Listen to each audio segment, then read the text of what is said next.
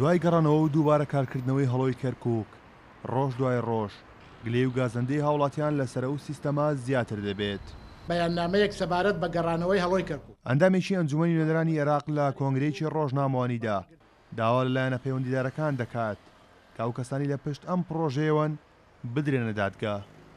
دوای ئەوەی خەڵکی شاری کەرکووک دڵخۆش بوون بە ڕاگررتنی کارەکانی هەڵۆی کەرکووک لە نێوان دوو کەوانە سەقر کەرکووک، بەڵام دووبارە و بە توانایەکی بەهێزتر لە جاران گەڕاوەتەوە.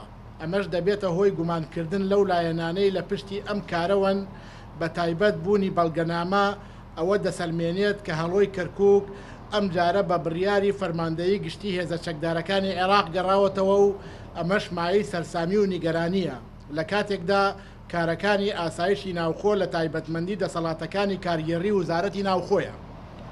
لێرە پێویستە ئاماژە بەوە بدەم کە ئەنجومەنی پارێزگای بەغدا کارکردنی دامەزراوەی سەقر بەغدادی ڕاگرتووە بە پێی لێدوانەکانی دکتۆر عەلی عەزاز سەرۆکی ئەنجومەنی پارێزگای بەغدا فایلەکانی بۆ دەستەی ئەستۆپاکی و دادوەری بەرز کراوەتەوە لە 19 کانونی دووەمی ئەم ساڵ و دەنگی بۆ دەست لە کارکێشانەوەی عەلی تەمیم کۆ کردەوە چونکە لە کاتی لێپرسینەوەدا سەبارەت بە دامەزراوەی سەقر بەغداد کەس باوەڕی تەواوی بە وەڵامەکانی نەبوو کە بە پێی وزارەتی ناوخۆ شکستی پرۆژەکە ڕاگەیەنرا.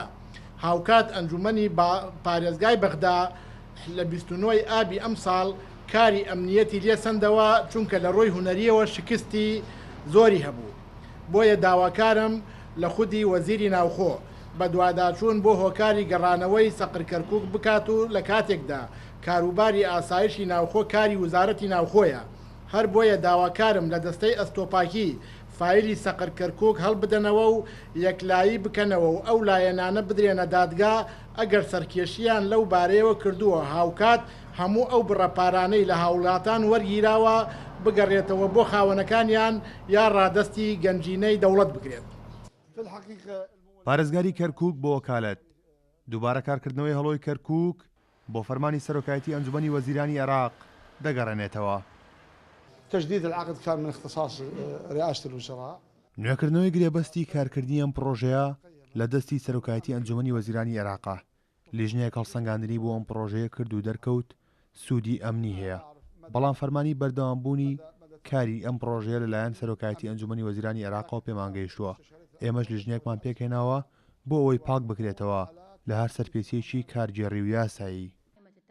پرۆژەی هەڵۆی کەرکووک تا ئێستا لە ئەنجومەنی پارێزگا پەسەند نەکراوە و هاوکات تەنها لە ساڵی ڕابردوودا 41 ملیارد دیناری لە هاوڵاتیان وەرگرتووە و ساڵانە بە دووبارە وەرگرتنەوەی پارە لە هاوڵاتیان تازە دەکرێتەوە. کارۆن محەممەد، کورد ساد نیوز، کەرکووک.